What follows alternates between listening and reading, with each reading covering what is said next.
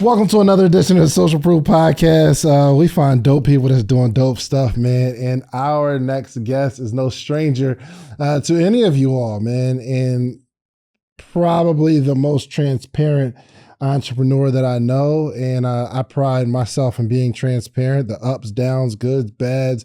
Just because you won don't mean you won forever. And just because you're down doesn't mean you're going to be down forever, right? So I try to do my very best to share my wins, losses, all that.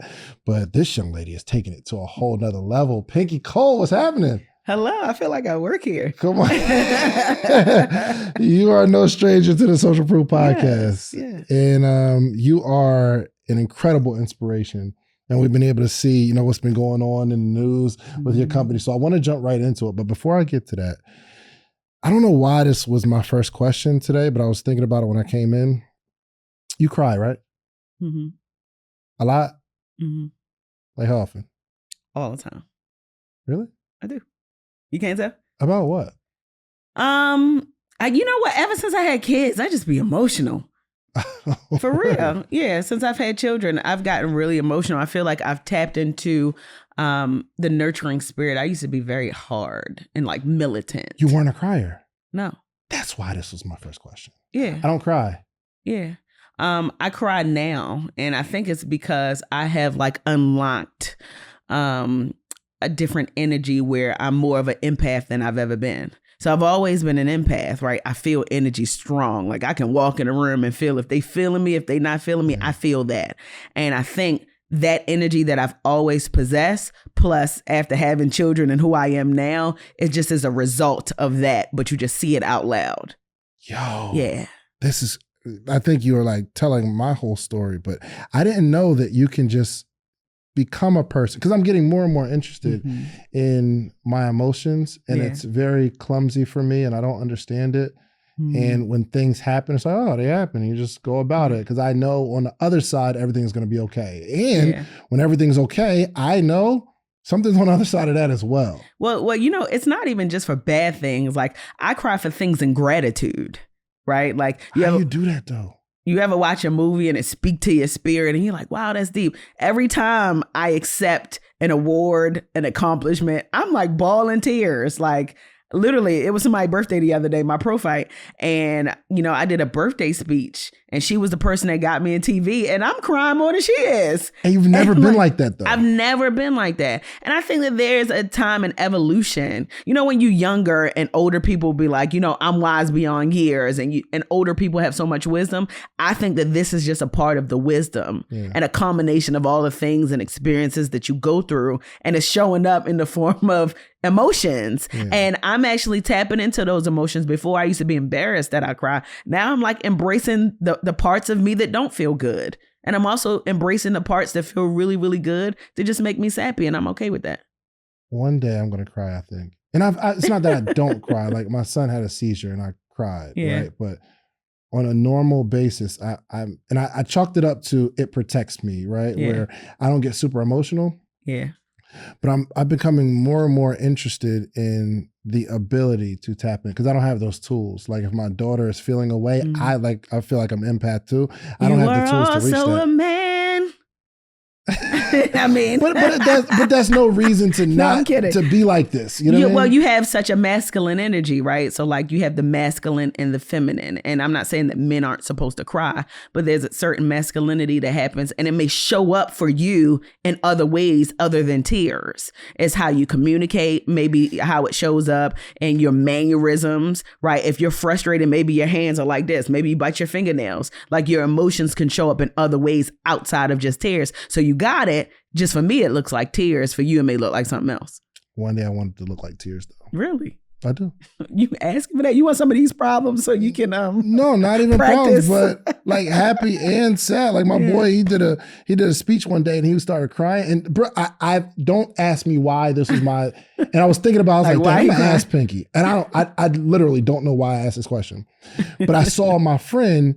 He was like telling a story. He's not normally like emotional. He started crying, and I literally looked at him like, dang, I want to do that.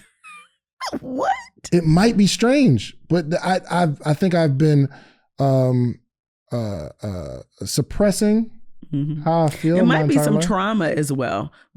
As a kid, were you taught to like be tough all the time and like no?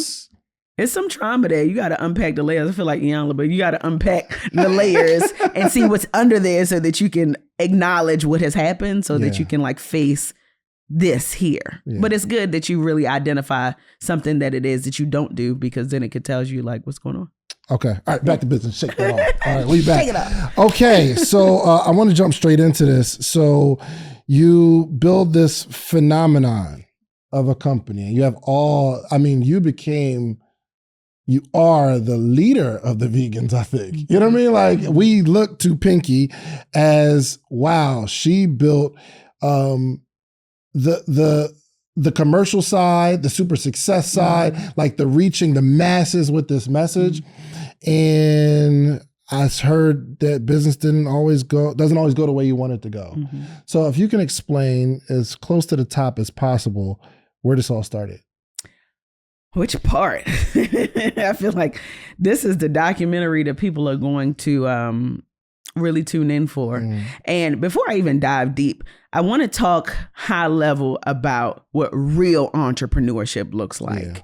Because when you talk about real entrepreneurship, you see the stuff that they put on social media that like, okay, opening new stores and getting new things, new accomplishments, new titles, you make a new list. All of that stuff is good, but there is a flow to all of the ebbs in life. Right. So you have all of these great things, but the things that people don't talk about are really the things that matter the most, because it's how you adjust from those things and how you find a way to rise above those things that really makes you a true entrepreneur. And one of those things for me was the challenges that I faced in business. So let me set the tone for you. I built this company in 2018. Mind you, I come from the TV world, so I already have a TV background. I already got my dream job. Everything is great. For the first 2.5 years of the business, I'm in it. I'm talking about in the trenches, flipping burgers, shaking fries, doing all of these things. As entrepreneurs, what do they tell you? When you get to a certain space, you got to stop working in the business and do what? Work on the business. Yep. So I did what everybody said to do. I started bringing in people. I bring in this whole beautiful C-suite and everybody's motivated. We're doing all of these things, right? And I went off and I started having children. I had a baby in 21. I had a baby in 22. I had a baby in 23. This is Derek's fault.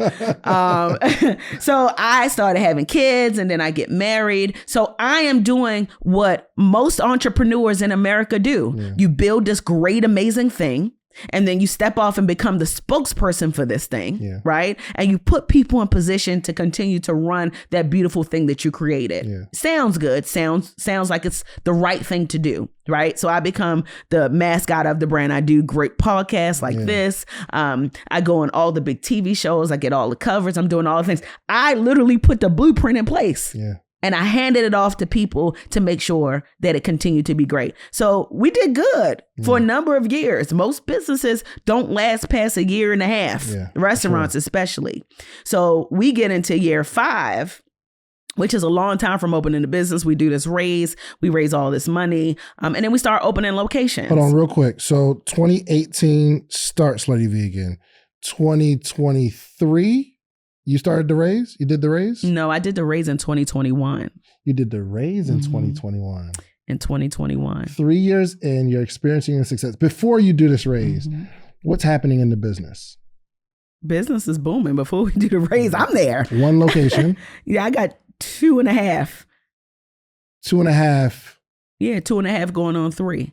By the time we did the raise, I had 3 locations. Got it. Booming. Everything is booming, knocking out the park. 4 locations. I'm lying. Yes. At that time, you're 100% the owner. Did you have any partners? So no, I didn't have any partners, but we did a safe note. And for the people who don't know what a safe note is, it's basically like it's a loan until you do a Series A.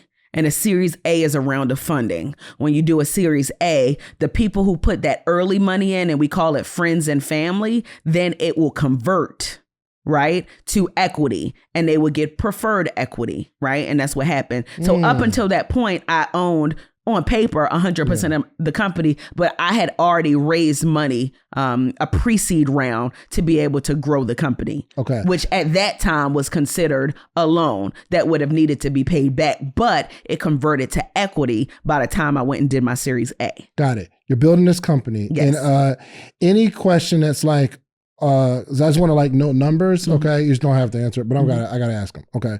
So before you did the raise, before you took $1 from any other human being, what was the revenue of the company? Double-digit millions.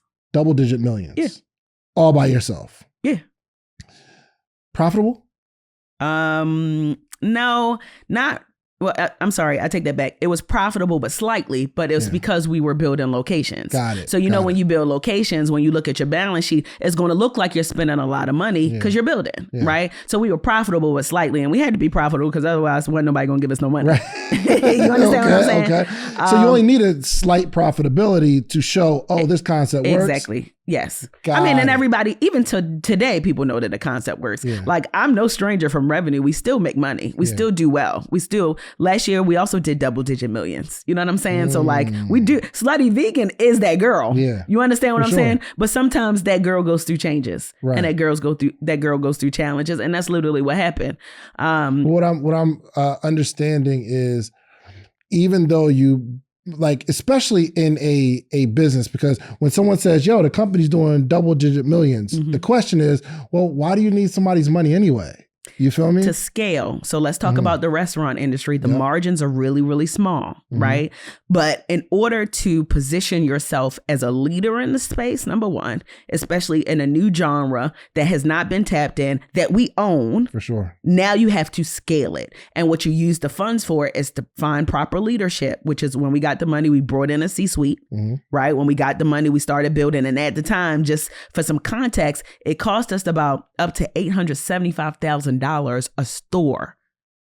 This was in the heart of the pandemic. Inflation was so high, supply chain, so much stuff. So we built up to 14 locations. So we took that money and built up to about 10 because we had about 4. So 3 going into 4. Yeah. So we built 10 and then plus a bar vegan. So 11, right? So 20, that money can go really fast. We already, at the time, we had about $6 million in debt. And the reason why I'm being so transparent with this is because I want entrepreneurs, as they scale business, to understand what to do and what not to do. Sure. Right.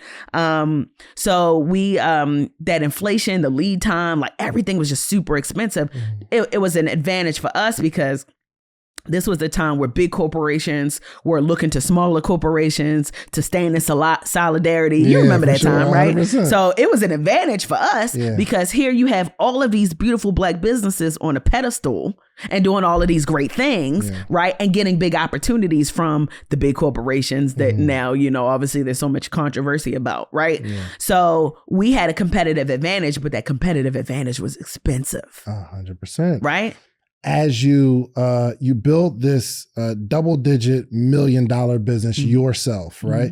And the profits are slim, right? And there's a difference between building a $200,000 business, right? And the profits are slim. It's like, oh, cool, I can manage it. Yeah. But where are you at emotionally when you start asking for help? Did people come to you and say, I can help you? Or were you like, all right, every month we're profitable, but this is a lot to manage? So I'll be totally transparent with you. Remember, I told you, we raise the money, we do well. I put people in position to take the company to the next level. So we had a clear define and like, you do this, I do this. I focus on face front. I focus on making sure that the business, aesthetically looks pleasing from the outside. I do brand partnerships, all of those things, which is why Slutty Vegan is so famous. I do that shit well. You know what I'm saying? Like I do that well. And I'm a creative, and you would understand this, right? As a creative, we like to create. Yeah. If I wanted to sit behind a desk, I would have worked a 9 to 5. I ain't want to do that. You understand what I'm saying? Yeah. But I also learned in that navigation that you always got to keep your hands on the wheel, even if you don't like it. 100%. You got to pay attention to it, because I stopped paying attention to those things that really mattered most. Yeah. Right. And actually, when I look back at it, I can take account. This is my Iyanla now. I can take accountability. That was my fault. Yeah. I can't blame that on nobody else. You know what I'm saying? Like, it was my fault that I trusted other people enough to say, okay, you got it. Y'all got the operations part. I ain't got to look at that. Let me just focus on doing interviews and being on camera. I trusted too much. So I can't get mad at her, him, they. I ain't mad at nobody else. This ain't about them. It's about me and as an entrepreneur, because at the end of the day, my name is on the door. Yeah. You understand what I'm saying? When everybody else mess up and they make mistakes and they go to sleep at night and they ain't thinking about what's happening, I got to live with the decisions that I made by bringing certain people in. I got to live with the fact that I decided to put people in place and go off and do other things. Yeah. I have to deal with that. So that is my legacy that I have to correct and rectify. You know what I'm saying? And that's the biggest lesson. I'm so glad that it happened early on because I will be a billionaire. Yeah. Slutty Vegan will be $1 billion brand, but I needed to get those lessons early on because I bet you it'll never happen again. For sure. Do you think there was like maybe a little bit of self-doubt because you have these people that maybe you have these investors, they got powerful contacts. You're like, oh, this person, executive for Chick-fil-A or KFC, and like, yo, they understand how to run a business. And it's like, well, maybe they know more than me. Was there any of that? No, because I didn't manage that relationship with my investors. What do you mean? My team did. So I didn't start talking to my investors until recently, to be honest. But not even the investors, but you bringing in somebody who has all of the credentials and has more experience. Well, that's what you're supposed to do, right? You got to bring in people that are smarter than you, more talented than you, have more range. I did that. Right? Like I did exactly what I was supposed to do. But the reality of it is the story is already written and the cards played out exactly how they were supposed to play out. It was meant for me to have to go through this to come. I came back in my business and I'll tell you something funny. I came back in my business January 2024. Right. But by the time I came back in my business, and I talk about this publicly, we had $10 million in debt and like $20 million in debt on the balance sheet. Right. So like at that time, I'm coming into a sinking ship, money being made. We making money, still double-digit millions. We're making money, but we have so many things. Right. And it wasn't irresponsible things. I want to be clear. Right. It's like we got software. We got this. We got all these C-suite people and everybody's doing their job, but it's too expensive. You understand what I'm saying? Everybody's working. Everybody's doing what's required, but where we were in the business, we couldn't afford that. But one of those experts, I'm imagining you got this high level, high salary CFO. They're supposed to see those things, no? Exactly. Exactly. And because I'm a professional, I'm going to preserve my thoughts on who and what. But what I will say is what I've learned is that when you put people in place, not only you're holding yourself accountable by holding them accountable. You want to hold yourself accountable, you got to hold them accountable. And if you don't know it, I got a friend, her name is Chat GPT-sha. Okay. And when I don't know, I go to Tisha. Yeah. And if I want to hold somebody accountable, I go to Tisha. What should I be requiring of said person who's working in my organization? Give me an agenda of a conversation to have with them. Literally. Do you understand? I'm talking about contracts and everything. I'm going to Tisha. Yeah. But what I've learned is you gotta hold yourself accountable by holding other people accountable. And I wasn't the best at doing that because, again, that trusting spirit, looking on paper and seeing a resume like, okay, you worked at a couple places, you did good, and thinking that everything is okay. Yeah. But let me tell you something about book smart and street smart. Come on. I ain't the smartest chip in the bag, but honey, I'm the saltiest chip. You know that best chip that you eat and like, oh, this one was good. That joint for the last one. Okay, you just eat around it. Let me get that last. That one, that's the best. I might not know everything about numbers and I might not know everything about operations, but I got common sense. Yeah. So when I tapped into my common sense, I started looking around. I'm like, wait a minute, this don't look right. There's a lot of things you can do with $500. I mean, you can have a night out with your significant other. You could buy some really expensive shoes. Well, really nice shoes are about double $500. You could buy a course where you can learn something for $500. But I have something better for you to do with the $500. I want to meet with you every single morning for the rest of your life.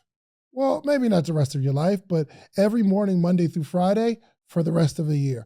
I have information and game that have allowed me to build a successful business, a successful community, and a successful life all the way around. But I want to share that with you. But the only way we can accomplish this is not me selling you a course, not me giving you a one-on-one consultation, because even with that, you'll get the information, but you'll need more. I want to meet with you every single morning. Now, would I meet with someone every morning for $500 for a year? And the answer is yes. Actually, we've been doing this thing since 2017. We have what's called the morning meetup. Every single month, we have a theme, whether it's social media, whether it's motivation, whether it's strategy, whatever it is, we have a theme for the month. And every morning in that month, we have a conversation around that topic. And I am giving a wealth of knowledge, not only myself, but a lot of friends, a lot of people that you see on this podcast, they join every single week. So you need a community of people that you can grow with, and you need a coach. I'm your coach. The Morning Meetup is your community. Go to themorningmeetup.com. It's $499, and I will meet you every single morning for an entire year. Give it a shot. And I'm like, hold on, what's going on? So I'm telling my investors, like, y'all, did y'all see this? Like, something is wrong. And remember, I went to school for mass media arts. Yeah. Mass communication with the minor in radio, television, film. Mm-hmm. But then I started looking around like, oh, this is bad. So that was January 2024. And that is when the ship started sinking. Golly. Yeah, I don't want to move on from that too fast because there's a lot of entrepreneurs that I actually just experienced this a couple times. I got into this, like, I got this high power camera and I want to shoot these skits, but I want them to feel like movies, right? And I got some people to help me that like are trained in this stuff. They understand it. That joint just wasn't right. But I'm trusting them because they seemingly know more. They got it, yeah. You feel me? But like I feel I got the sauce, and I can't explain the technical thing, but that don't look right. You feel me? They might know more, but it might not matter. Come on. Oh, you're talking good. Okay, listen to me. They might know more, but that might not matter because most of the people that know more, they be just as stuck as you. You figuring it out for real. And you have to, as an entrepreneur, you have to have a healthy boundary of trusting the people that have the level of expertise, but also trusting yourself to put what they know and what you know and put it together and make conscious decisions in what makes the most sense. Okay. Yeah. Whew, we here now. 2021. You I guess have a conversation with whoever and they assist. Is it you start gathering money for a convertible note. So I can raise some money for a convertible note and they give me money to start the process to raise money. No. More publicly. I did a friends and family raise. Okay. Yes. Gotcha. And that is just money for the business. So that wasn't the convertible note then? That was the convertible note. Okay. From friends and family. Okay. That was friends and family. So that's considered a loan. Got it. Until it's not considered a loan. Okay. So that's a loan. I can teach a class on this now. And it's funny because I didn't know none of this when I first started.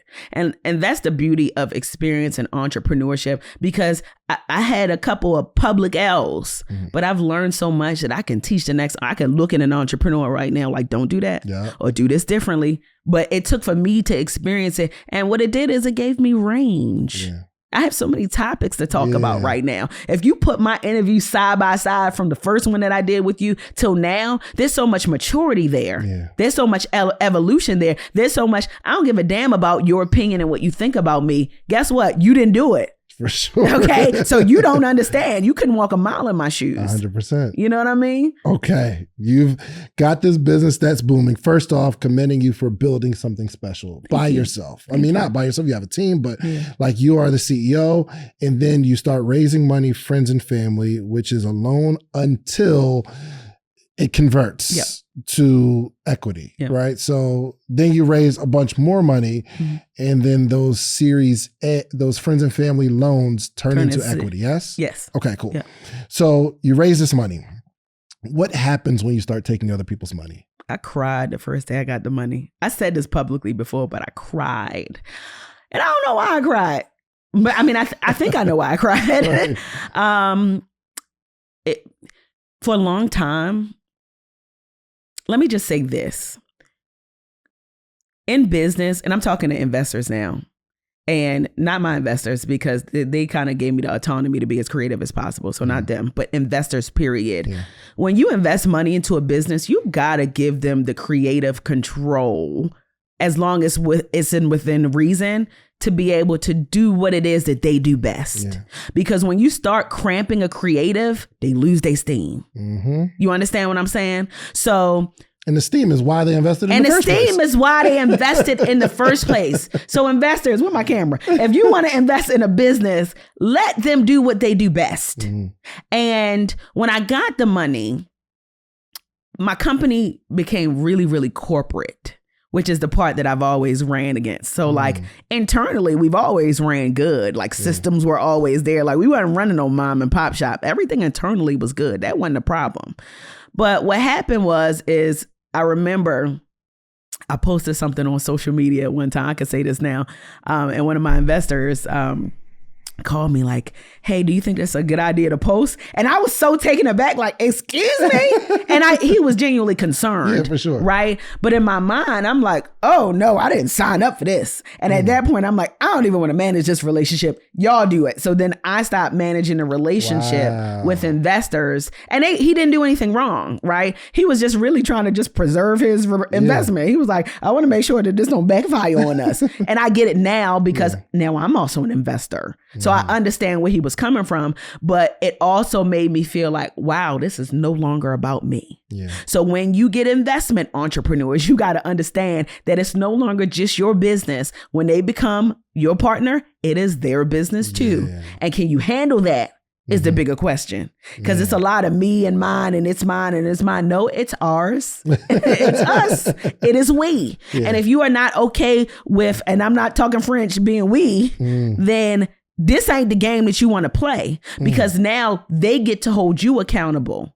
If you mess up, they can say, what's going on? Yeah. But they also are required to support and be a supportive partner as well, because there's an equal exchange that happens. You give me money for this great business. I give you a great business. So give me some resources. Do you, the person, Pinky, get some of the money that's raised? Yes, I took money off the table. Got it. So, and most founders, all founders should. Right. You work this hard, you work a couple years, and then you get funding. You should absolutely take money off the table. Now, you shouldn't go crazy, right? But you should take enough money off the table where you can be comfortable so that you can focus on doing business, doing good business. You ever notice when you ain't got to stress and worry about bills, you're clearer, you're more focused, you get more stuff done. 100%. You understand what I'm saying? Yeah. So you should, as a founder, take money off the table to pay for your personal life so that you can get clear and focus on the business. And any smart investor will sign off on that with the quickness, because if you worried about the business and worried about your personal life, you cannot serve two masters. Something is going to fail. You understand what I'm saying? So yes, I did take some coin off the table and I invested that money in other businesses. So, okay. So we have Slutty Vegan, Bar Vegan. Is that a part of the Slutty Vegan family? So when you invest in Bar Vegan, that's a part of their investment as well. Your investor's investment. Correct. Okay, gotcha. Yeah. So it's all under one umbrella. So basically what I did with Bar Vegan is I came up with Slutty Vegan, and then one day I was sitting on my couch and I'm like, oh, I want to do a concept called Bar Vegan, but I'm not a drinker. Right. So I reached out to some folks who are in the bar scene, in the restaurant scene. I'm like, hey, I don't drink like that. Right. You know, I have me a little margarita in there. Right. Now I drink a little bit more. I'm learning about wines and stuff and smelling them. I'm like, okay, you got to smell. You got to smell Mom stuff. Right. So I brought in some partners and I gave them free equity to run the business. So I maintained being the face and the CEO of the company because I created it, but I wasn't running. I've never run Bar Vegan. So I was just a face and the CEO and the financial backing for the brand, but the IP belongs to me. The IP belongs to you, but your investors sharing that too. So is Bar Vegan lumped in this whole fiasco from having to get it back? Yes, everything. Yeah, okay. Because the Bar Vegan IP is owned by Slutty Vegan. Got it. Yes. Got it. So but you got all that back now. I personally have never owned Bar Vegan. Slutty Vegan has owned Bar Vegan. It's a difference. Got it. It's funny because before I got here, I tell the truth. I'm very transparent. I got served this morning. This morning? Yes. I got served this morning, but it was something that happened in Bar Vegan and they are suing me. But I'm like, you can't sue me because I'm not a partner. Yeah. Slutty Vegan was a partner. You understand what I'm saying? But business is very intricate. But I say all that to say that if you want to be in this game, you got to know all that comes with it. And most people don't talk about this part. Exactly. They don't. Oh, this is good. Okay, so I'm imagining, and just let me know I got the timeline correct. So 2021, we start taking money, then we raise a little more money, and you kind of take your hands off because you got these smart people and high paid people. And then let me be clear on what taking it off. I'm like, I'm not going into stores like I used to because I'm pregnant year after year, right? But I'm doing interviews, I'm traveling, I'm doing thought leadership. I'm like on the calls for the most part. Are you digging in the books and all that? No, not really. Like just high level, like what they're telling me high level is happening, but I'm not digging.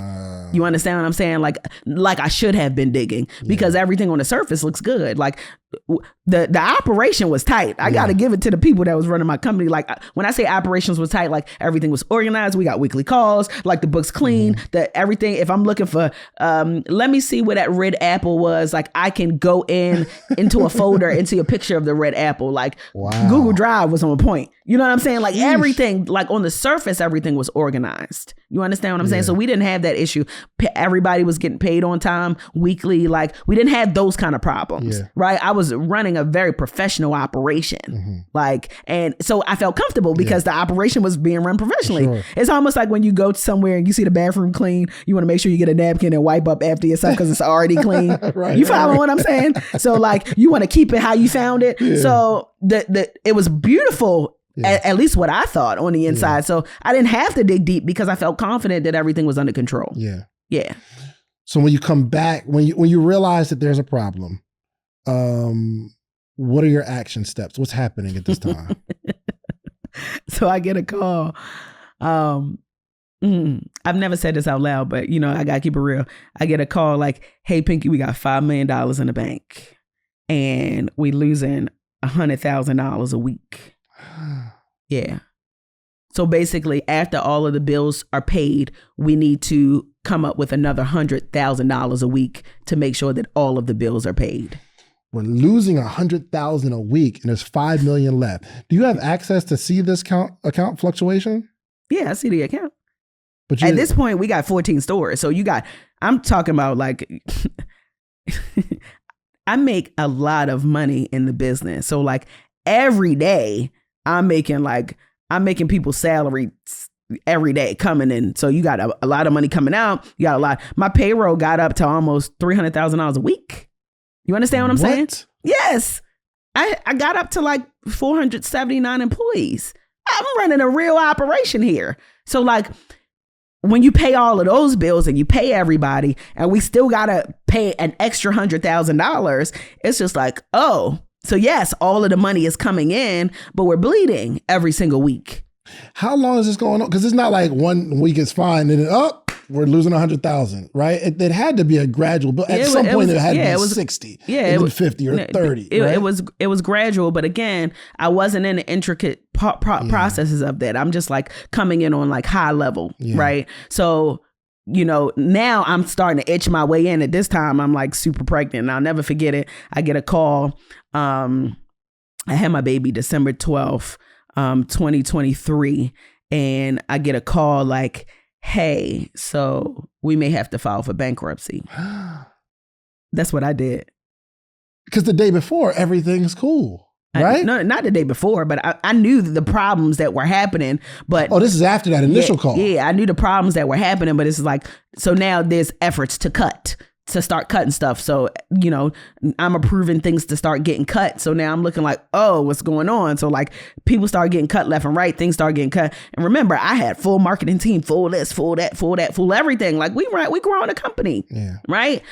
But then what I realized is, it started being a little difficult to raise, but it's because of the balance sheet. So here we got a company, we making a lot of money. Everybody's excited about that. But then when you look on the balance sheet, it's like, it's a little too much debt on the balance sheet. And no investor wants to invest in a business that got a lot of debt on the balance sheet. It's just simple as that. Right? So now you got this business making money. We still got money in the bank. Right? But we're losing that money because every single week, that 100,000 is coming off every single week of that money, right? So when we get to December, we like, oh, yeah, this is literally right. Having my baby, we might hit the file for. I'm like, I'm not doing that. Are you crazy?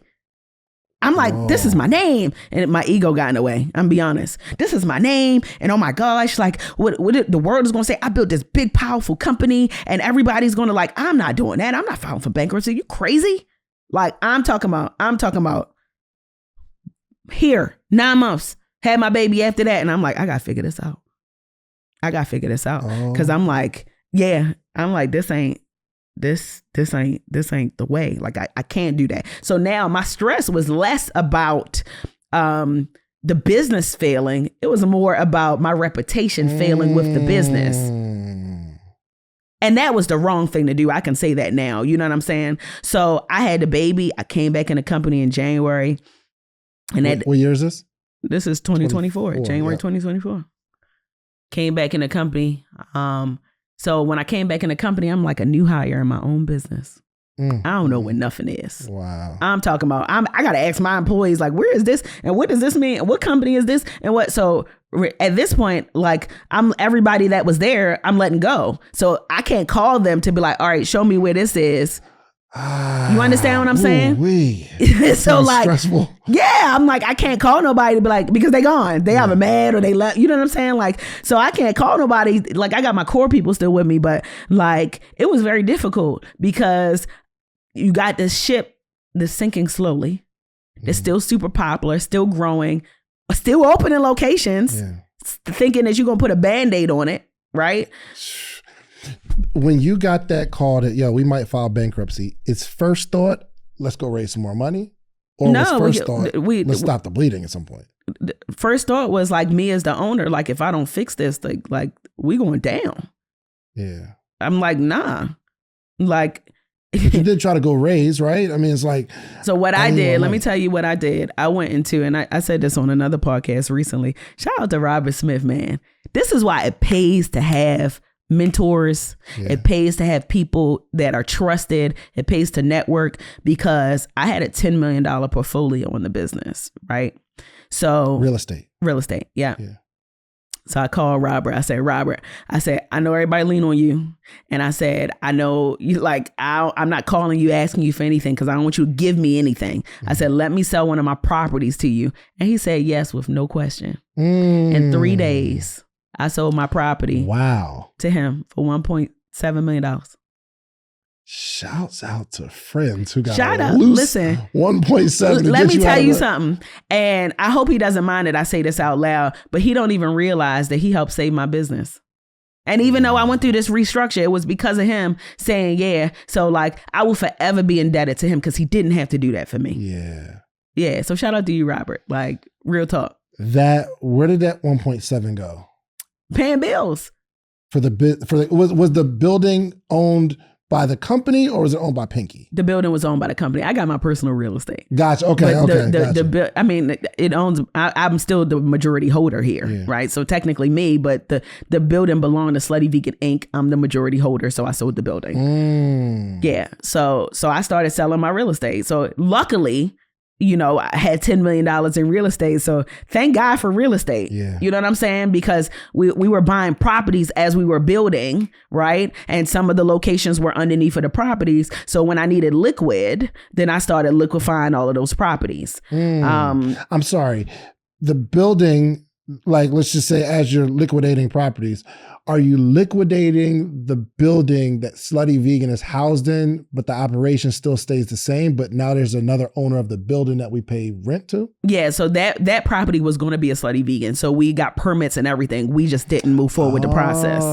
Yeah. So we were about to start building, but then we like, oh, well, this is not a priority right now. We got to clean up the burn. Did you have to sell any building that Slutty Vegan owned? No. Got it. Okay. So I sold that property. Then I had another property that I owned for about $2.5 million. Sold that. And then I had another property that was another $2.5 million. And right before I was supposed to close on the building, I found out that I had a collateral lien. Okay, explain the collateral. I understand it. Okay. But explain the collateral. So during the pandemic, they were giving out EIDL loans, SBA EIDL loans. So we took out a 30-year loan, right? The interest rate is super cheap, 3.4% or something like that. I remember it was super cheap because I got one. Yeah, okay. Every entrepreneur should have gotten one. It was money that they were giving, right? But I had no idea that the property that I was selling was a collateral to the SBA loan. You understand what I'm saying? So when I went to sell the property, in order to sell the property, it has to be free and clear of what? Liens. Yeah. So because it wasn't free, I found out the day before that I was selling the property because my investors at this point, they're like, okay, whatever. I'm like, all right, well, I'm selling property so that I can stop the burn. And right before I was supposed to get 1.6 in proceeds from that sale. And when I sold that property, before I sold that property, they was like, yeah, you have to get a clearance and you have to replace this collateral with something else. You understand what I'm saying? And when they said it would take 4 weeks to do it. I'm like, I don't got 4 weeks. So I had to, that 4 weeks ended up being 11 weeks. 11 weeks. So I was on a roll selling my properties and then I got stuck here. And it took me 11 weeks to do it. I had to get signatures from everybody. I had to do all of the things. It was a mess.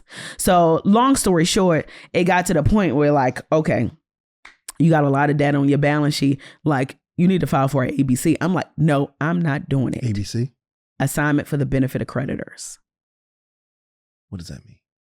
So this is when it's not bankruptcy, but it's a restructure of the company. Got it. So an ABC is for a business that has more debt than they do revenue coming in. Yeah. Right. So while we did really good revenue, our debt was higher than our revenue. Got it. Because our overall debt was double-digit millions, and that includes like everything with real estate and all of that stuff. Yeah. Right. So I fought it for a very long time. I did not want to do it. Because I didn't know what it meant. This is why ignorance is just, education is the key, man. Yeah. You know, they say knowledge is power. Yeah. Mind is a terrible thing to waste. But you have to educate yourself because now I'm on the other side. I'm like, I should have been did that. Yeah. Like, why didn't I do this a long time ago? But again, my ego thinking like, okay, I got to do a restructure. And these are typically private. I went public by choice. Yeah. So like me having this conversation with you, I didn't even have to do this. I could have just did that and kept on about my business. But it was important for me to share my highs and my lows with entrepreneurs so that they see tangibility. It's not like, oh, you just see wins. I want you to see the real. Yeah. This didn't make my business less of a great business because Slutty Vegan is still the sugar honey iced tea, right? But what happens now is it's just a little bit more complex because I had to, on paperwork, start over. Yeah. My stores didn't even close. They kept going. I closed a few stores. And that was bad site selection, which is another thing entrepreneurs like. Get the software that tells you where to go. If you have brick and mortars, there's a software that tells you. There's software that tells you, like a heat map that tells you the best locations where your product will be a good market fit. Yeah. I didn't do that. We was just opening up. Like I was just going with my spirit. It just felt right in my gut. This city, they love us here. Yes, like they love us. Just do it. Like Instagram analytics. Yeah, like nah, you can't do that. Like you really have to like do the work. Which is why whenever you see a Chick-fil-A and all of those big brands, you think that they didn't do the research before they got there. Why you think they always in all of these new developments that are coming up? They've already done the research. They know how many people are going to live in this area. They know how many people and their median income. They know how much people are about to be spending. They know the range in which another restaurant is going to be and how many people are. They've done the work. Yeah. And that is what I've learned in this process. So anyway, so I fought it for a very long time. And then at a certain point, it was just, I was on my own. Like, I'm like, no, like power to the people. I'm not doing it. And it came to a point where I started paying payroll myself. Out of your pocket. Out of my pocket.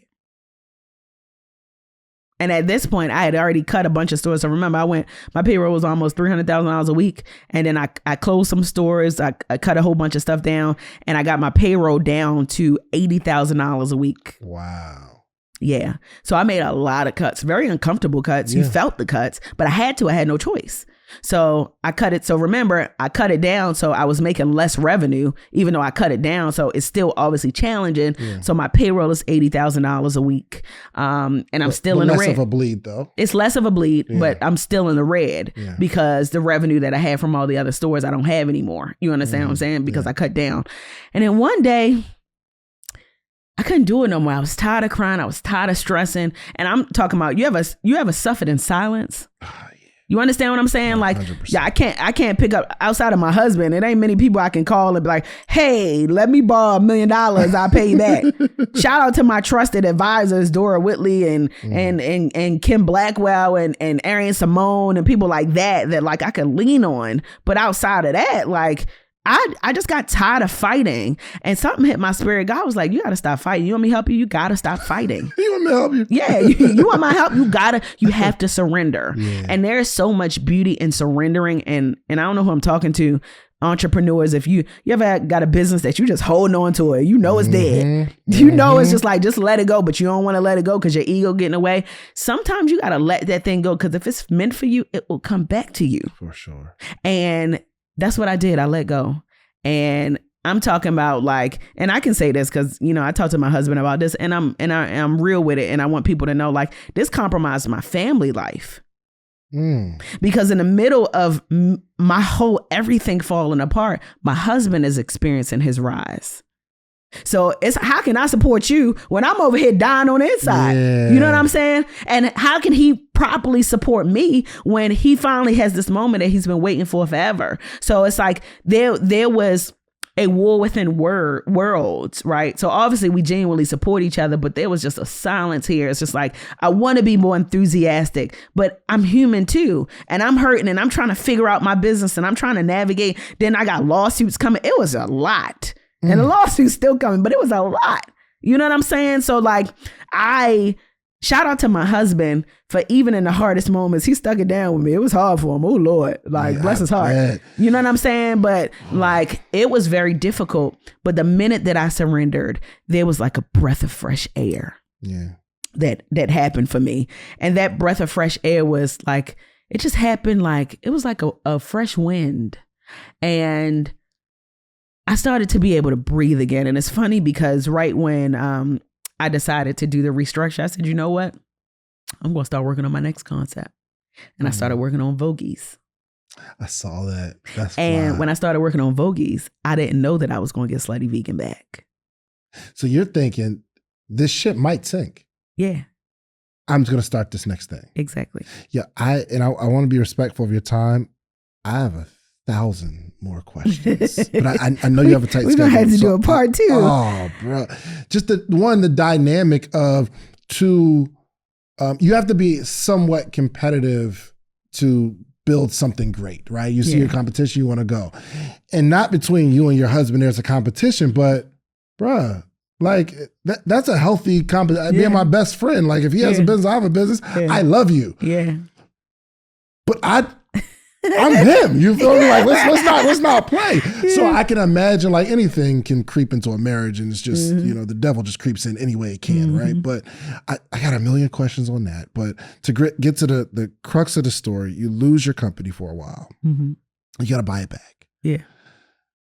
And I want to be clear, when I started building Vogies, I didn't know that I was going to get Slutty Vegan made. So I'm like, all right, cool. I'm doing this restructure. I'm going to become my competitor, because if somebody else come in to buy Slutty Vegan, now I'm going to build the biggest sandwich movement. And that's that. Like that was my mindset. I'm like, all right, you just got to keep going. That's it.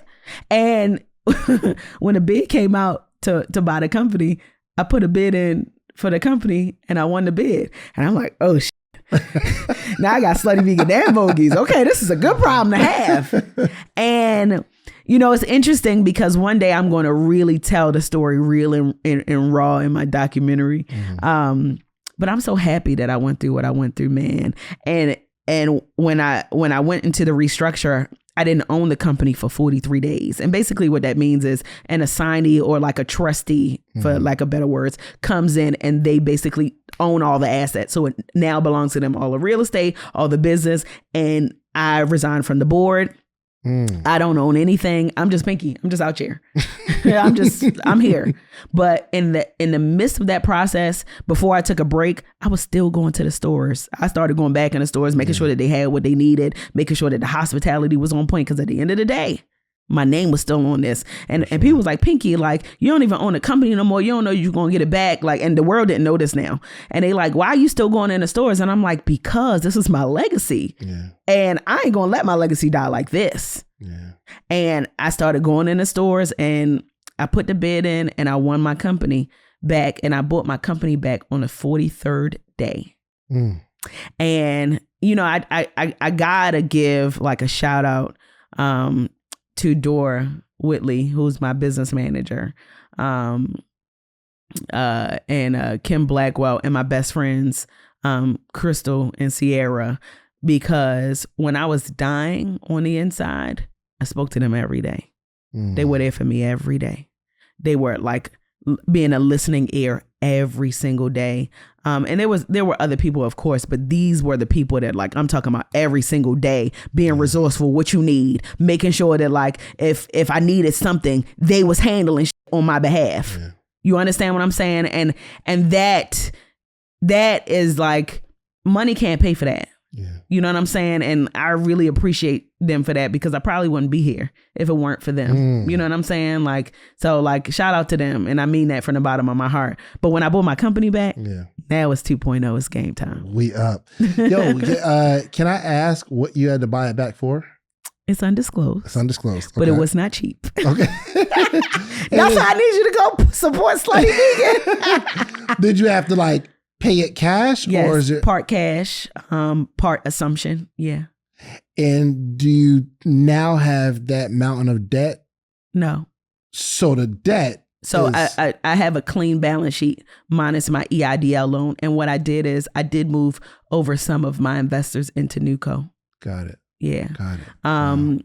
And you know, the beautiful part about this is it feels like 2018 all over again.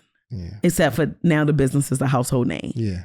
So I have some really, really dope things that I'm about to do. You're going to see some big announcements coming from me. Yeah. So I'm gearing up to press the gas.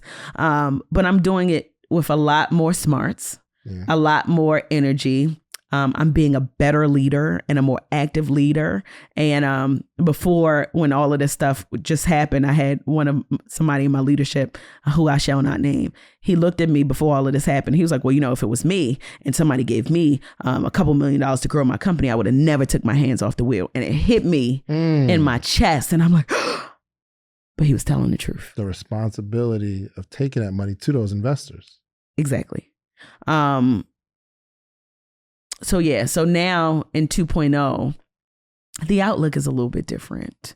I know that I have something special. I've already proven the concept. And even in the midst of all of this, because people don't read, they think I just lost the company, but I bought it back under Ain't Nobody Coming to See You, Otis. That's the whole name of the company. Yes, that is the name of the company. Why? You ever saw the movie? Yeah. Ain't nobody coming to see you, Otis. They came to see me. They love Slutty Vegan because they love me. And I needed to send a sound message that as long as I'm still kicking and I'm still here, they coming. I love it. And they still supporting. And I'm so grateful for all of my supporters, all my day ones. People don't play about me in this brand, man. Yeah. And now it's about to be bigger and better than ever. And Slutty 2.0 is going to be a little bit different from Slutty 1.0. Slutty 1.0 just had this regular menu. Slutty 2.0, you may get a different menu in every city. Wow. Yeah. Look, you understand what I'm saying? Like, it's going to be something special in every city. We calling it local heat. And I'm also tapping into local entrepreneurs who have vegan restaurants and they have one location and they're really like motivated, but they don't have the audience. And we're going to come together and do something special, and they'll be able to leverage my audience and my name and my likeness to be able to grow their legacy. So Slutty Vegan 2.0 is going to look very strategic and very creative and very different. And I'm excited about that. I love it. I really wish we had more time. You don't know how, oh my gosh, I wish we Did had you more enjoy time. This? What? Was this the best one at all? Yes. Well, I don't know. Them last one. You cook every time. Thank you. How was this for you? This one, conversation for you? This probably was my best one. This was my most vulnerable one. I gave you stuff that I didn't give anybody else. So just know. That's because I rock with you. Thank you. All right, look, man, we need y'all to go support Slutty Vegan. If you've never tried it before, now is the time. If you've tried it before and you haven't been there for a while, this is the support that we need in our community. I think we need to come. You know what we need to do? We need to come to one of your restaurants and do a buyout, how we be doing buyouts for other people's businesses. Oh, let's do that. I think that's a great idea. And call it group economics. We got it. Yeah, you done did it for so many other people. Okay. All right. We got it. Hey, listen, man, we're about to start calling up the troops. All right. We're going to start doing buyouts because it is not even that you're a struggling entrepreneur, but you deserve. Thank you. Like people think, because you're so strong, you're building this amazing company that you don't need help. And believe it or not, I think it's the high achievers that need the most help. I agree. And thank you. Yes. I appreciate that. Don't make me cry. Look, we closing it out with how we started. We got you, sis. Thank you so much for coming by. Anything else you want to share with us before we leave? A message to the entrepreneurs. It took me 43 days to not care what people think because I got the opportunity to step away. So forget what they say. Forget what it looks like. Do what your spirit feels you to do. And just do that thing with all of your heart and all of your might and be consistent with it. Yeah. And as long as you be consistent and you fight for that thing that you know is that $1 billion brand or that concept that's going to change lives and continue to create legacy, you're really going to be all right. Like I'm literally a walking testament and I'm telling my truth so people can be inspired so that they can walk in theirs. We can't close it out no better than that, man. Go to a Slutty Vegan near you. Take a picture, tag Pinky. Just let her know that we love her and we support her just how she loves and supports everybody else. All right, we are out of here. Peace. You just watched this whole episode. If you like this episode, watch this one right here. Click right here. You're going to like this one if you like the one you just watched. Check it out.